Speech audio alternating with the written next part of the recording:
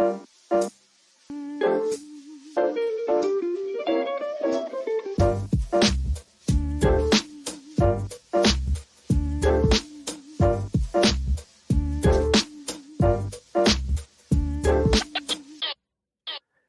everybody.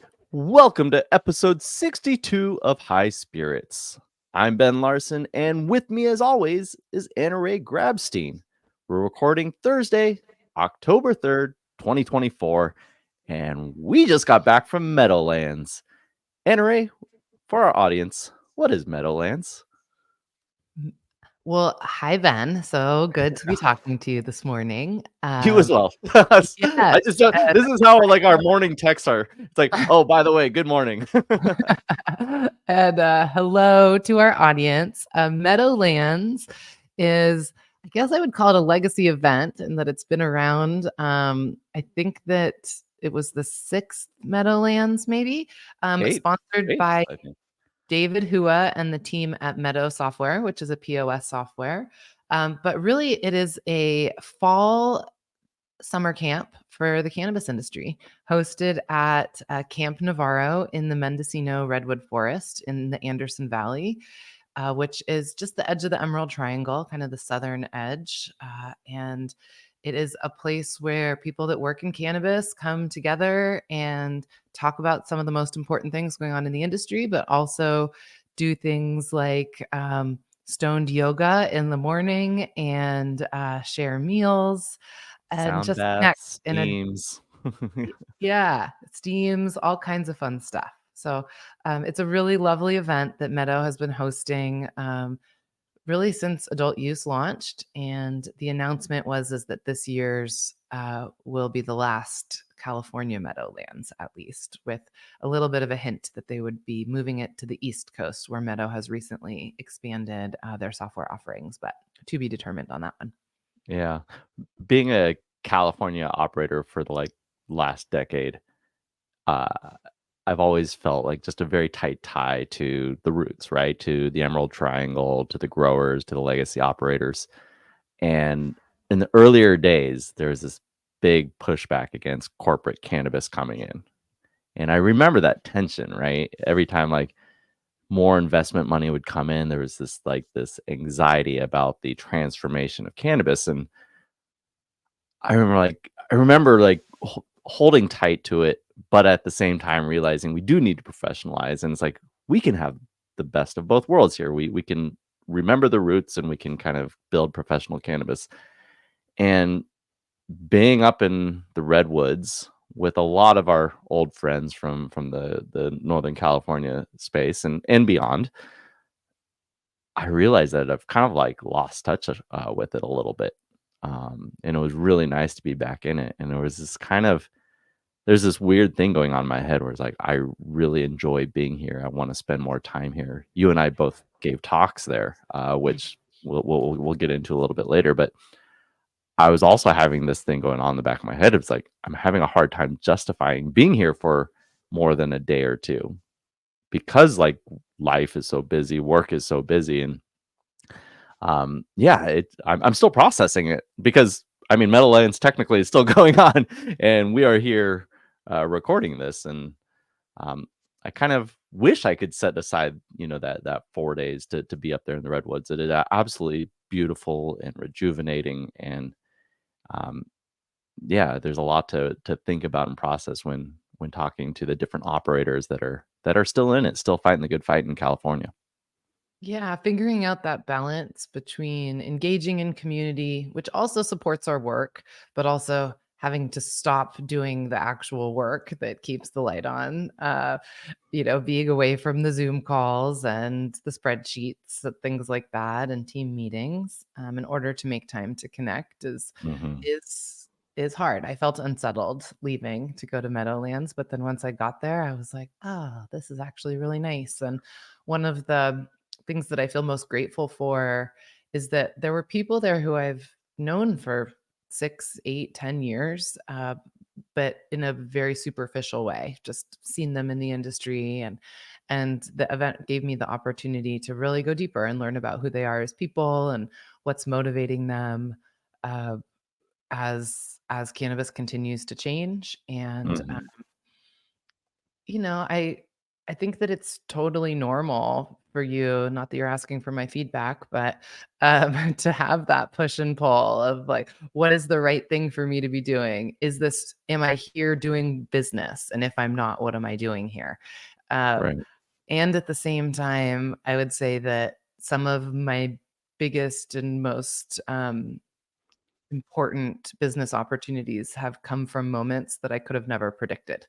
And so if Yeah. we give ourselves the freedom to do something that doesn't have a clear transaction value on the other side, but that might just get us into a place to have a conversation with the right person or to be exposed to a new idea, then it's hard to keep growing as leaders and businesses and things. Like we have to do things without a clear outcome sometimes.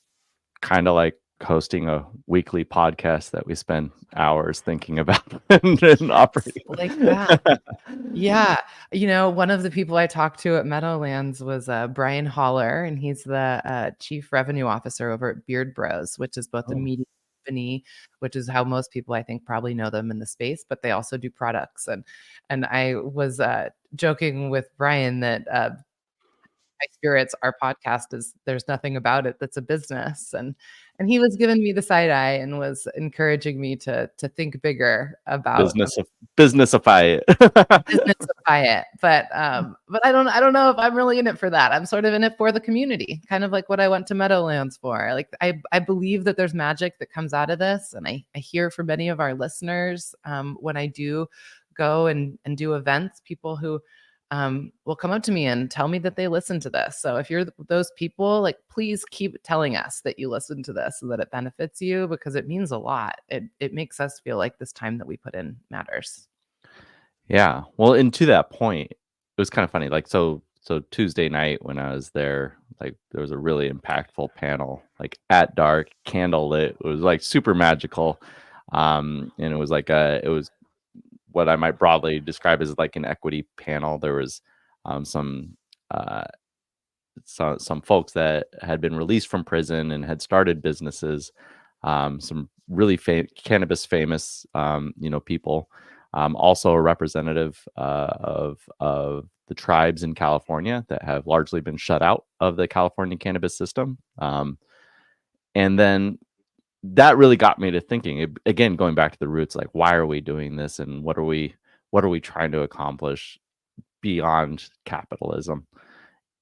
And then the next day, when I'm already back home because I had meetings to take, one of the meetings was actually with Amber Center, who is now at Meadowlands, and so I was doing a Zoom call back to Meadowlands, and that meeting has been one of my most impactful and like meetings of all week. Like we're just thinking about the hemp beverage category, which was what my talk was about, and how it could catalyze, some of equity support for businesses starting in the hemp beverage category, which hemp beverage is running up against this theme when there's lobbying going on about like what is the hemp category doing for the equity movement, for reversing some of the impacts of the war on drugs.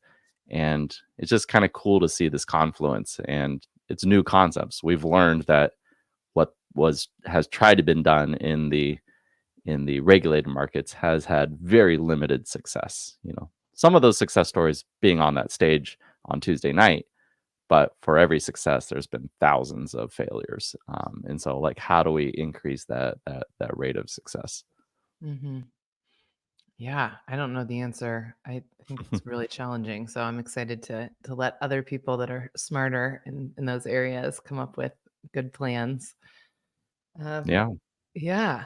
Well, so I'd love to debrief your talk a little bit at Meadowlands, if you would tell us about sure. that. Yeah. Yeah. Well, first off, again, just the magic of Meadowlands. Like, first talk I gave wearing shorts and a t-shirt and a hat, and with this amazing backdrop of redwoods. It was just such a cool experience. And then again, like back in that realm of feeling like you're amongst your family, right? Like these are the people that have been in the trenches together, um, for years. decades in some cases. And my I booed and hissed myself as I walked up to the stage because the title of my talk was hemp beverages. And hemp and regulated California cannabis are kind of at odds right now. Like there was this emergency ruling by Gavin Newsom and the California Department of Public Health recently that just really kind of set the tone. But the theme of the conversation was like hemp beverage, especially low dose hemp beverage, is a incredible opportunity to normalize cannabis consumption and THC. And like when you talk to the consumers and you talk to the retailers, hemp beverage in itself is kind of a confusing label. Like CBD beverages like Day Trip and Recess and Zentopia, like those are hemp beverages. But now we have the intoxicating hemp beverage category. And so I'm like, you walk into a Total Wine, and on the end cap, in a big sign, it says THC infused. I'm like, THC is cannabis, right? And so, talked about the opportunities that have arisen, how we are seeing significantly different sales trends at the retailers in comparison to the often quoted 1 to 2% of market share in cannabis.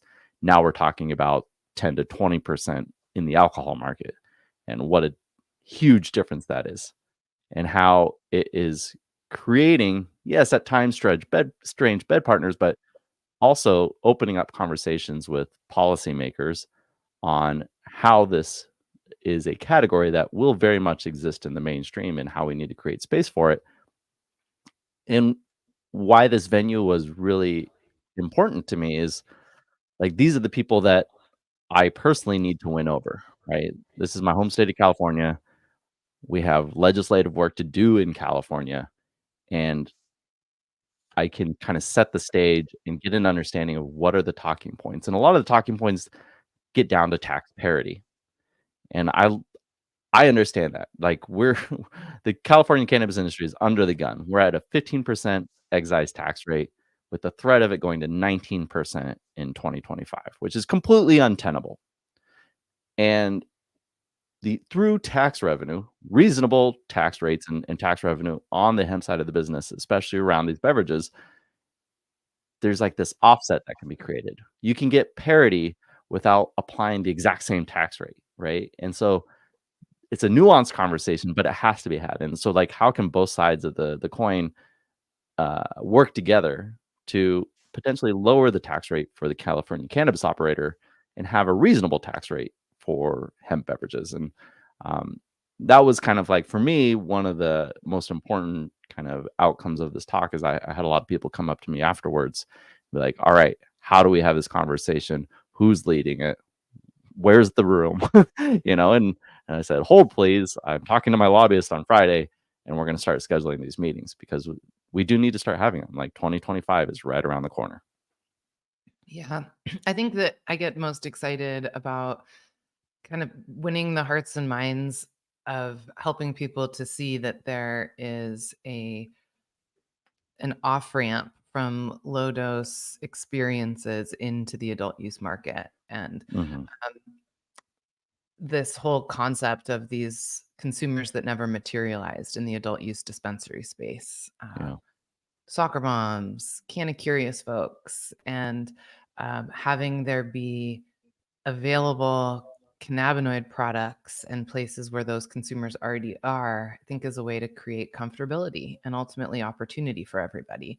But it feels so risky to adult use cannabis companies who have invested so heavily in the regulated space and are being taxed so much that that that uncertainty of like if that narrative will actually materialize or if it's just a trick that the Mhm. hemp people are trying to sell them to get them to come along in coalition is it's a bit of a toss up. And Yeah. so there is some level of just surrender that everybody has to have because we don't know for sure. But I think that the way that you're approaching it of looking at forward thinking regulations that allow potency caps on the hemp side of the space is the only way that there's Hmm. going to be any coming together, because that is the way that the cannabis regulated folks are going to at least feel like there is clarity that the products are not going to be the same. As long as the products are the same in both markets, it becomes very challenging to build coalition. Yeah. Well, so you bring up a couple points in my head. Like, so one is that they don't have to remain solely in the regulated cannabis space. Like the biggest cannabis companies are showing us that it's like if you diversify, you can kind of like hedge your bets. Um, but the bigger point and how I kind of started off the talk is that like and this actually really resonates with the legacy market, right? Like my North Star is creating safe access to the plant as broadly as possible. Like normalize, destigmatize, legalize, right? And if we can do all these things, like hemp, and we're all in agreement that hemp is cannabis, like we need to somehow be coalescing around that kind of like that North Star. And that's hard. It's hard when your livelihood is wrapped up into like your current business. Oh, But yeah. all these early operators, especially in California, really do truly believe in the power of the plant and that people should have access to it. So if you're on the hemp side, right, understanding that it's like we need to stop perpetuating this us versus them mentality and really be like, right now it's us versus them. Like that's just the nature of these, frankly, what these politicians created for us. And we need to work together to get to that eventuality, to that inevitability where we are talking about cannabinoids, hemp is cannabis, and that we do and have created safe access to the plant. Um, and I think people are ready for the conversation. It's just really challenging every time these battles come up, and there's a lot of lobbying dollars. And frankly, the biggest companies are the ones that are most driven to protect their profits. And so I think the recurring theme throughout Meadowlands was people over profits, right? And again, it's much easier said than done because people have jobs. Those jobs are often answering to the shareholders, at least in our roles.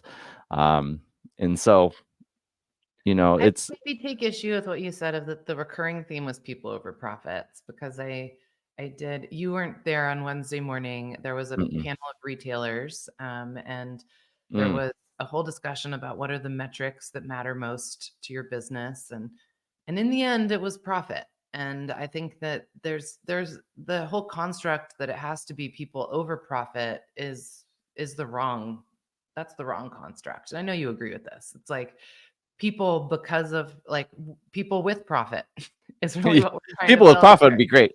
Yeah, like we need people and profit, Yeah, because if we're not building something that's financially sustainable, then what we're building is in jest. And sure. that so there Yeah, has I guess I'm to be speaking some, more to the motivators about like and how we speak to the plant or yeah, about the plant, right? yeah. Um, But I think I that hear you. it's really important, like when we're talking with California legacy operators, to um, stop trying to sell the impact story. Like people are financially struggling, and they need to make sure that they have a path towards being able to pay for their bills and support their livelihood. Hmm. I don't think that people are under the assumption anymore that being a Emerald Triangle grower is the path to riches, but you want to at least be able to take care of your family. Absolutely, absolutely.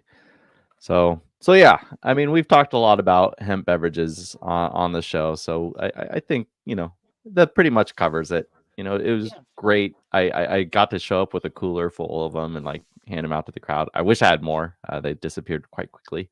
And it was great to see you in the crowd. I don't Yeah, know. I don't know if I've ever given a talk where you were actually in the audience. Um, it was pretty but fun. I was a little late. I felt bad. but then on the following day, Wednesday, you gave a talk, not I did. about hemp beverages. So what was your talk about? And I'm so sorry I missed it. I was hosting a webinar at Oh, 8:30 in the morning. all Thanks, good. team. Um, my talk was about reinvention and reinvention of our businesses, our leadership, and ourselves. And I Mhm. chose to talk about this at Meadowlands because I think Meadowlands is a unique opportunity because so many of the people that have been in the California have been in the market. It's not Mhm. an emerging market where people are starting their first cannabis company like what we see in New Jersey or Maryland right now, people that are going in fresh. We've got a lot of folks that have had many chapters of cannabis business experience, activism, and in my work, I help people devise new strategies for their business to figure out how to solve some of the hardest problems that are in front of them in their businesses. I think about how we can evolve their existing business to leverage kind of their best core strengths to do new things in the market.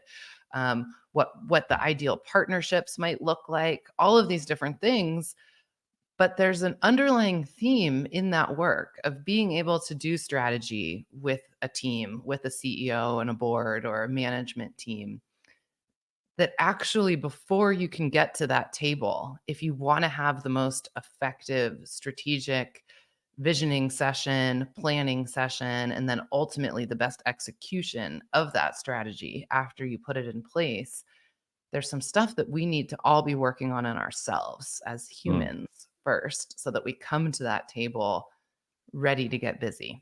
And I just thought it could be a fun place to talk about that. So that's what I did. I Yeah. talked about reinvention as something that is not done once, but that is a continual process that happens throughout our careers and throughout our lives as people.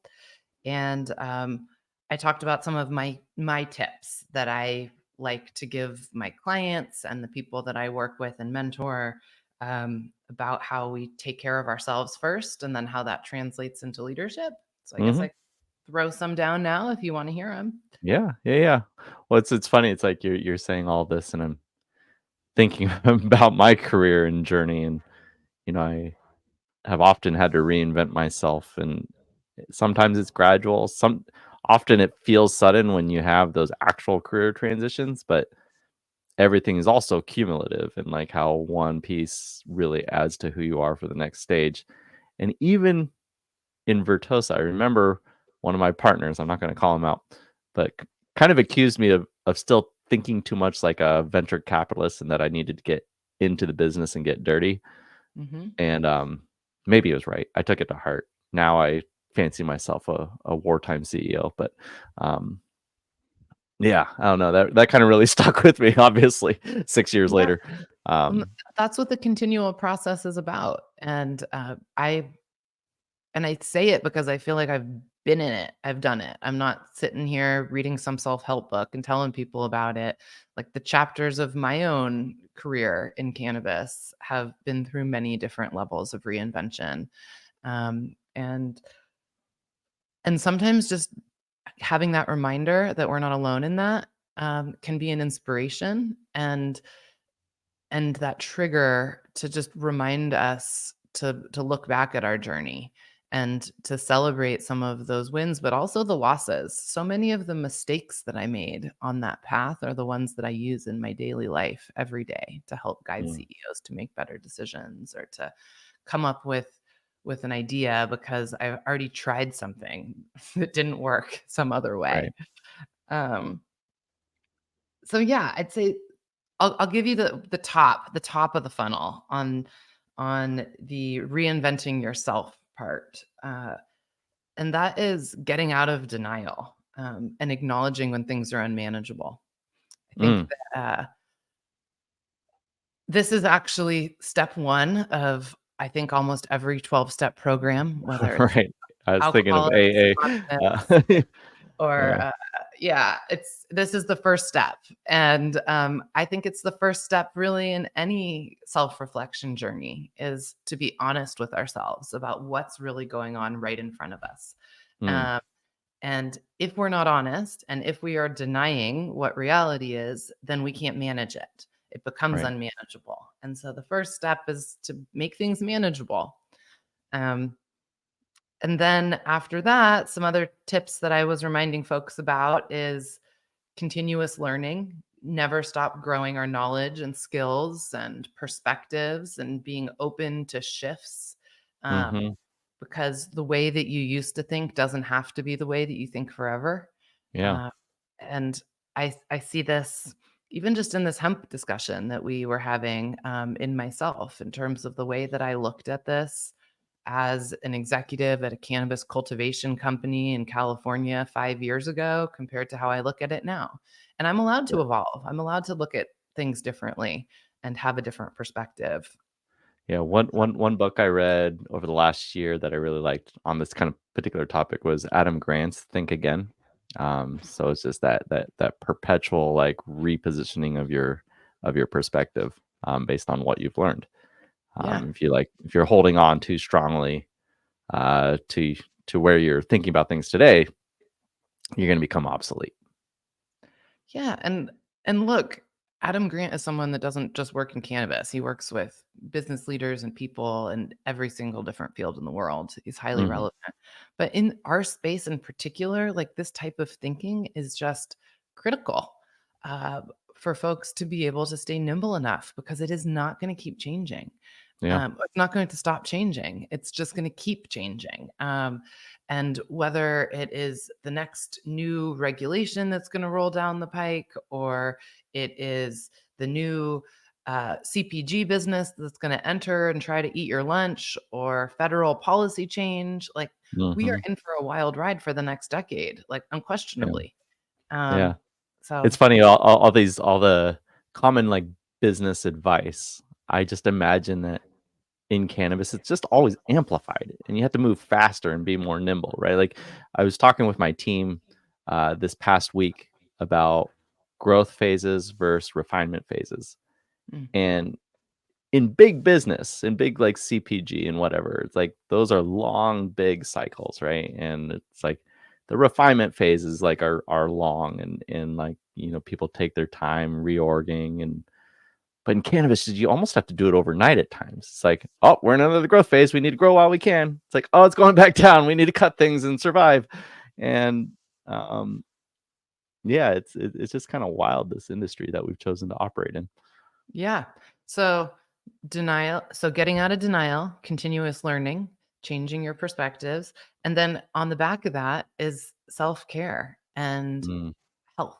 So, what yeah, that means is being gentle on yourself while all of this hard stuff is happening, giving yourself the space to realize that it's hard and that that's okay, but that you can do hard things. Um, but yeah, also to take care of our bodies through all of this, because as entrepreneurs, as founders, as executives in hard spaces, like we often end up sitting in our chairs all day at the computer. Like we have to take care of our bodies because we have to be resilient. We need our brains to be nimble. And the way that that happens is by being healthy. Um, yeah. so, Can I just real quick on that point?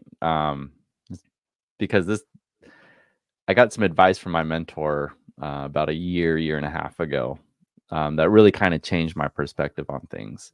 Like, and as an executive, also an executive with young kids, it's very easy to suddenly find yourself putting yourself last. Um, but he told me he's like, it's part of your responsibility as an executive, and it's part of your obligation as a leader of your family to get your ass to the gym and do what you need to do to take care of yourself because you're no good to us dead. And like from that moment on, I was just like, it is as important as like meeting you at 9:30 or 10 a.m. on Thursday mornings, right? It's like it sticks in your calendar and like it just doesn't move. It's non-negotiable. If it does have to come off or there's a conflict, you move it. You don't eliminate it. And that has been really helpful to me, and it gives you more energy, it makes you more present, like it and hopefully makes sure that you're gonna be here a little bit longer. yeah, this is about not burning out, right? And like Yeah. if we want to go and win, which is ultimately what we're talking about here, is how we get to the process of getting to win. Like we need to not burn out. We need to be healthy. And there's this saying of the way that people have described the evolving cannabis industry over and over the past few years of that we're building the plane as we're flying it, right? Mhm. And it's been said too many times, but I think that the relevant metaphor here is about putting the oxygen mask on first. Mm. Is that Mhm. we need to take care of ourselves, because by starting with ourselves and putting that oxygen mask on this crazy plane that apparently we're building as we're flying through the air, um, then we can breathe. And when we can breathe, we can help the people around us better. Um, yeah. So that kind of is the self part. And Mm. then, and there's more, but that's the overview. And then what that leads into is about reinventing our leadership, which is Mhm. also a self-focused exercise. Um, but it's more focused on the business. Yeah. Whereas what I was talking about with self is really more about our own personal place in our world and in our narrative and our minds. And so the concept of reinventing our leadership is about evolving as leaders, because cannabis demands that. And Mhm. leadership has to be dynamic and highly flexible and deeply connected to the people that we lead. And that the old models of leadership that was top-down control and micromanagement, they don't work in this space anymore. And that effective leadership and effective leaders need to be building trust, empowerment of others, and adaptability, like throughout their Mhm. organization. So how do we do this? And a mentor of mine once told me that leadership is 40% humility and 60% courage. Mm. I think there's probably a bunch of other things in there, but those Yeah. two is always stuck in my mind, of humility and courage. Courage being a little more important than humility, but humility being right there. And I think that this is the next piece of that creativity of evolving our leadership, of being more dynamic in the way that we empower others, creating more empathy and connection, building mentorship, coaching, and community into the teams that we build, into our own leadership. So that's another piece of it, is getting the support that we need as leaders as well. And Mhm. it can be really lonely at the top. And especially in cannabis companies that have been forced to focus on bottom line and profit, which I think is highly appropriate. But that's also meant often that they have very small executive teams. Maybe there is only a CEO and not Mm. a whole bench of other C-suite team members, and CEOs can feel really alone. And so part of reinventing our own leadership is making sure that we have the support as leaders to be able to have the courage to show up at those hard moments. And our job is to be able to take in all of the ideas, but ultimately to drive everybody forward with clarity, with clear communication. So yeah, that's what the evolution of reinventing our leadership is about. I think there's a lot more I could say about it, but I'm not I love redoing the that. whole talk. But yeah. I'm getting very much journey of leadership vibes from this. I the beauty of having this event up in Mendocino is that I had about 5.5 hours of time on the road over the last couple days. So I got to make good headway on your most recent book recommendation. Oh, good. Yes. And Awesome. yeah, the whole concept of balancing vulnerability but also be able to make quick decisions and like being able to show up in that fashion for your team who wants you to be vulnerable but also wants you to be a strong leader. It's like sometimes it can feel like this dichotomy, but it's really important as a modern executive. And it's um, what you get from the gym. Back to that, like, health mode. exactly. So, yeah, Yeah, that's yeah, true. don't be overly reactional, but be decisive. Yeah. Yeah. Absolutely.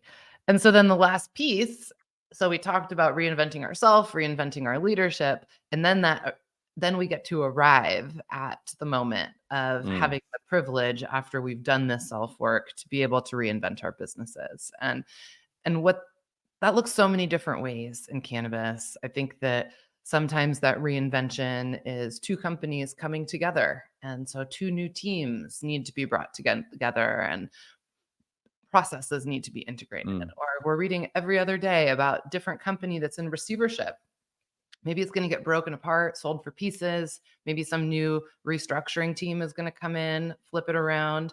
Or maybe it's just that you have a pretty decent business, but you want to figure out how to 5X that business over the next Mhm. 5 years. And what does that mean? How are you going to get there? How do you make a choice? And so if you've come to the table with this great foundation that we just talked about, then I think that there's some really kind of key things that we can do when we talk about reinventing our business. And I'll talk about just 3 of the tips that I threw out at Meadowlands. And I'm sure that people have other ones. But the first one that I like to always do first is to put the skunk on the table. That's what I call it, which is doing, saying the hard thing. You name it so you can claim it. All right. So, you I've know, never heard that phrase before. but you know what it means, right? Put the Yeah, skunk yeah. on the table. And the idea is that there's always stuff that is toxic, that's challenging. It could be an unprofitable SKU. It could be a dysfunctional member of the leadership team. It could be Mm, a location that underperforms more than all the others.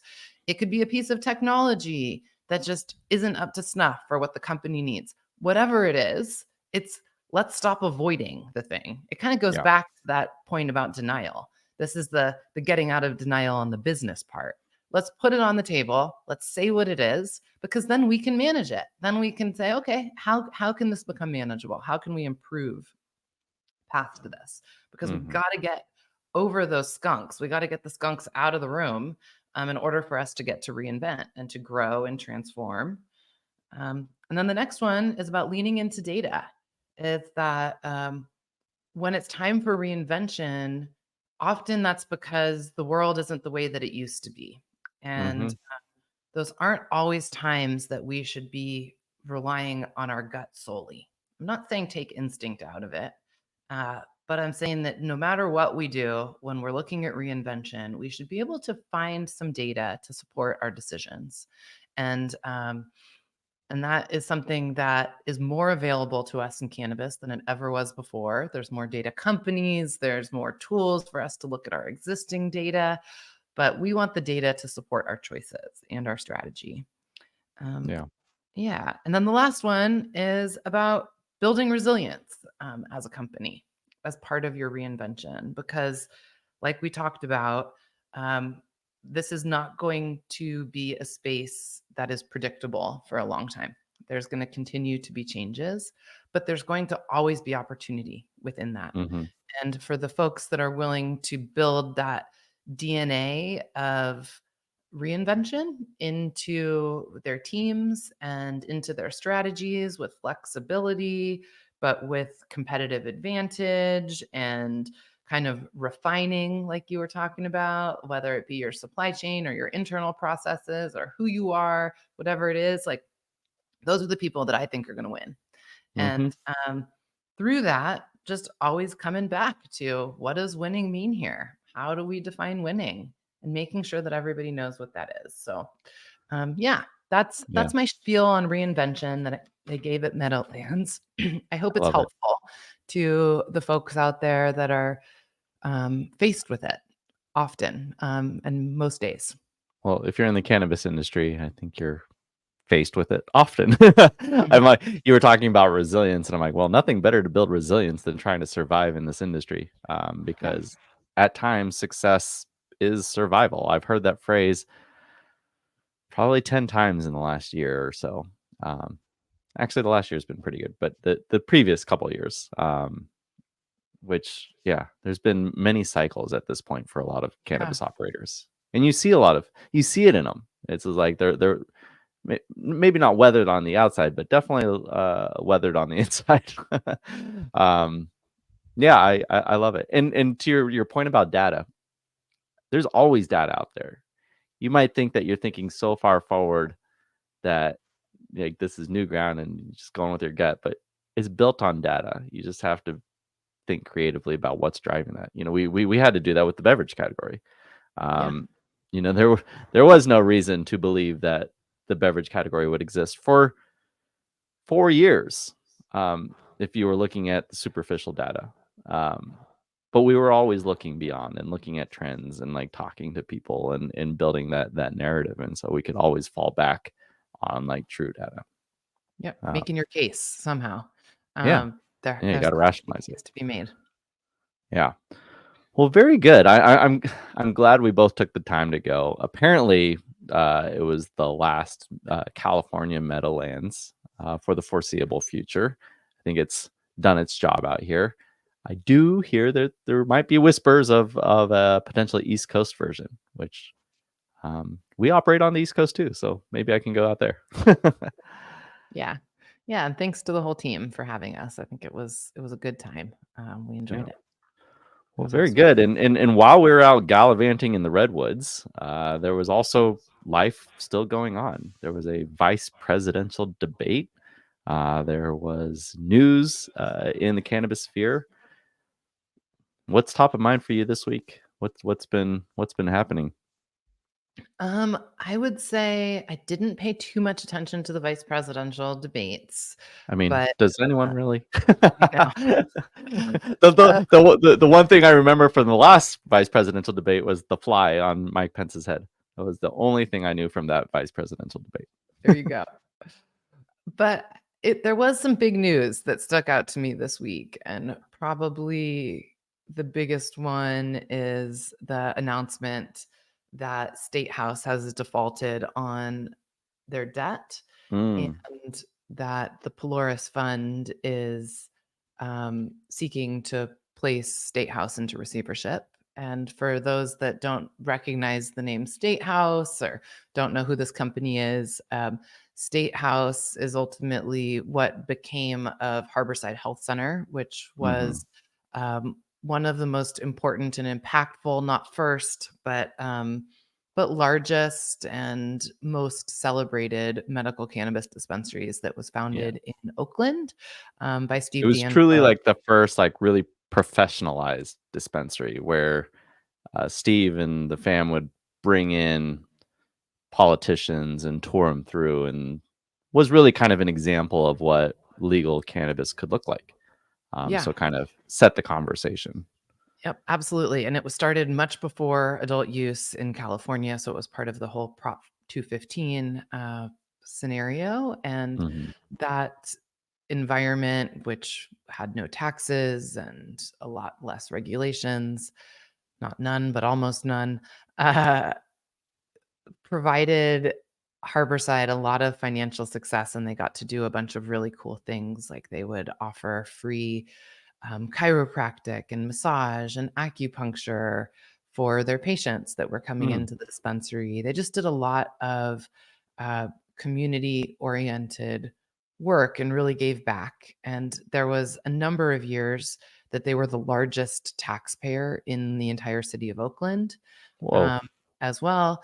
So they were also a major economic driver. And State House became the owner of Harborside after adult use cannabis launched in 2018. Harborside expanded into multiple other locations. State House was formed. A number of other companies got folded up into State House. And ultimately, they have not been able to pull it off. And Mm. there's an enormous amount of debt. And I think that everybody in California is sort of watching, wondering what's going to happen next. Yeah, it's too bad.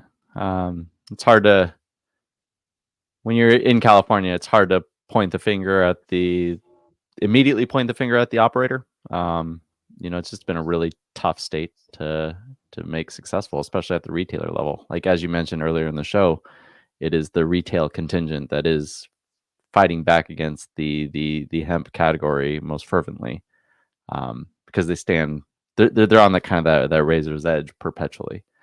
Um, but it's too bad.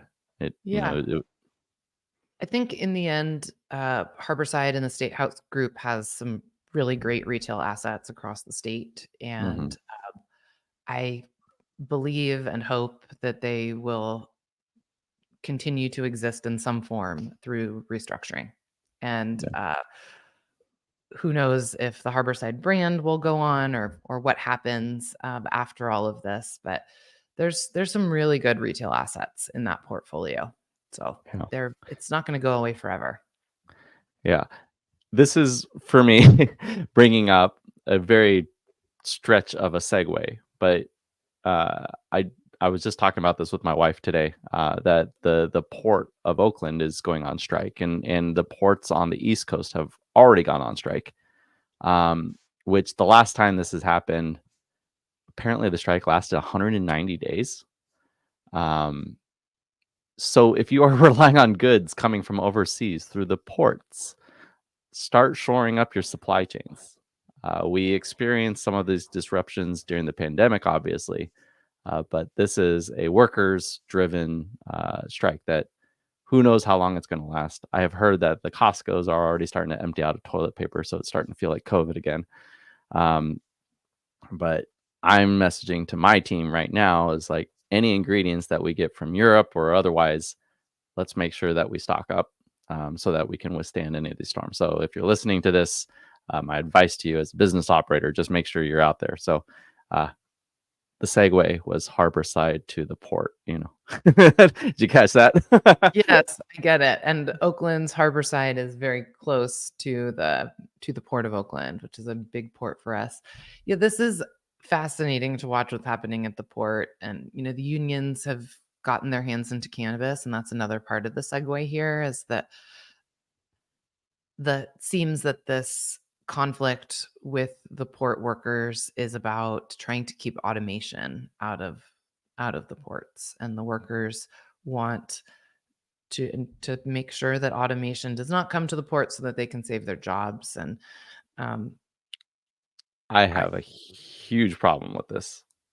yeah, it's Like, very it's and apparently the automation that they're trying to fight against is already in place mm. in many other ports around the world. Um, This so is such a. I mean, this is such a boilerplate for like fighting against progress in so many different ways. Like, I mean, y- you're like you're fighting against inevitability, right? exactly. This is what I just spoke about regarding reinvention is Yeah, that we can only deny what's right in front of us for so long before we accept it and start to just make it manageable. And I think that the unions in this situation should consider instead what comes after automation and what are the new jobs and the new innovations that will create opportunities for people as a result of yeah. automation, because the It's jobs really don't have tough, to go though. I away, mean, but there they do will. change. It's really tough. I will not deny that. Like, there will be certainly many periods of pain for many people because, frankly, it's like if your job is being replaced by automation, it's like yes, we can talk about evolving the construct of the business and all that, but it is very hard to immediately adapt yourself if you don't have the skill set to operate in that environment. And so it's like, where do you go? And I think we're kind of seeing the impacts of that all over the place. So in the tech sector, we're seeing it because of the impact of AI. And I don't know if people are drawing it directly to AI right now, but I see a lot of formerly high paid tech workers out there looking for jobs, and I'm just sensing it in general in the marketplace. Like when we have a job opening out there, like the quality of candidates that we're getting is is the best I've ever seen. Um, which is great for me as a business owner, but it just tells me that there's not as many opportunities for them as there previous were because it's certainly not as competitive. Yeah, I hear you. Well, let's talk about one more news story Okay. today, which Jeremy Burke, who was my co-host last week, reported He did this a fine morning. job, by the way. Yeah, Um, he did. yeah, my if I ever fall off the face of the earth, Jeremy, you got a seat. uh, yeah, so in cultivated news this morning, it was reported that Trulieve filed a defamation suit against the Florida Republican Party over what the cannabis company says is an intentionally deceptive campaign to mislead voters about the Amendment 3 ballot initiative, because the Republican Party is campaigning against Amendment 3 and saying that if it passes, Trulieve will have a cannabis retail monopoly. And Trulieve says that that is defamation and is not the case. Pretty wild. This is an aggressive stance. I mean, after hearing last week about how much Trulieve had already been spending on lobbying, and now they're spending on this suit, which I won't immediately pass judgment, even though I already have in my head. Like, I mean, this is politics. Like, welcome to politics, right? Which is just defamation lidden. Like, how many suits are, if this is viable, how many viable suits does Trump have against him because of the way he talks about people? You know, it's like you get this big and you're trying to sway the direction of the laws and everything. Like, I'm like, I just don't my get mom it. always told me that that if someone's talking about you, whether it's good or bad, it's still good. It's still good. You're big enough to be talked about. Congratulations. You want to be talked about. So that's what my buddy said to me after my first lawsuit. He's like, "Hey, at least you're big enough to be sued." Yeah, I was like, you've made it. Oh. So I get it. I think that this is all just part of a wild amendment ballot initiative process that we're watching unfold in Florida. And they're just really trying to make sure that they win this election. I mean, you need 60% to win in Florida for this ballot measure to pass. They're polling at around 64%, which looks like they're winning, but they say that it's within the variance, so can't be sure. And they've spent $70 million plus so far, and they don't want to lose. So if I'm Trulieve, good on ya. Like, maybe this is one of those things like where you're sitting in court and you say something that you know is going to be objected to and sustained, but you just got it out. You got it into the ears of the jury. And so maybe this is truly just trying to get it out to the public to be like, these people are defaming us. They're nonsense, and trying to earn that couple extra percent to stay above 60. Exactly. I don't know. That's totally just.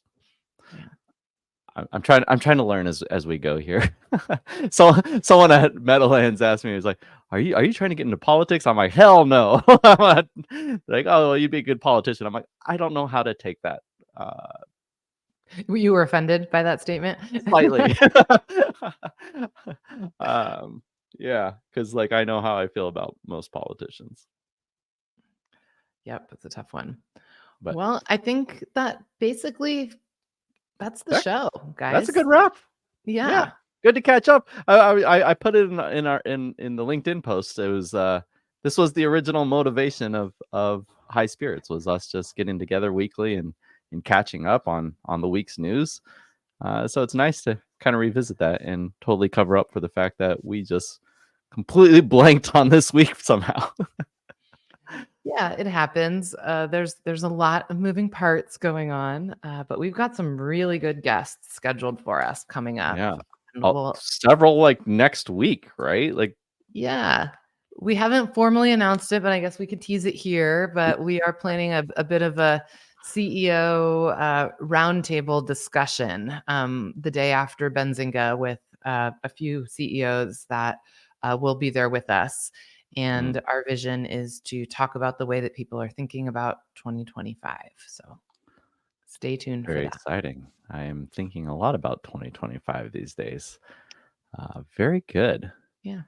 All right, folks. Well, what do you think? How do we do? We didn't have a guest, but each other. So Banter with AnnaRae and Ben, you got it. Join us next week when we're in Chicago. If you're there, reach out, let us know, drop into our DMs, and yeah. Oh, that music was pretty short, but it's okay. I'm gonna cut this part out when we post edit. Anyways, thanks for always liking, subscribing, and sharing us with your family, your friends, your coworkers, your dog. I still love it that my 7-year-old son listens to me every week. That's why I've been trying to keep it clean. I got to keep the E off of it. He points it out. He's like, I can't listen to that. It has the E. So we're keeping it clean here at High Spirits. Until next time, folks, stay curious, stay informed, and keep your spirits high. That's the show.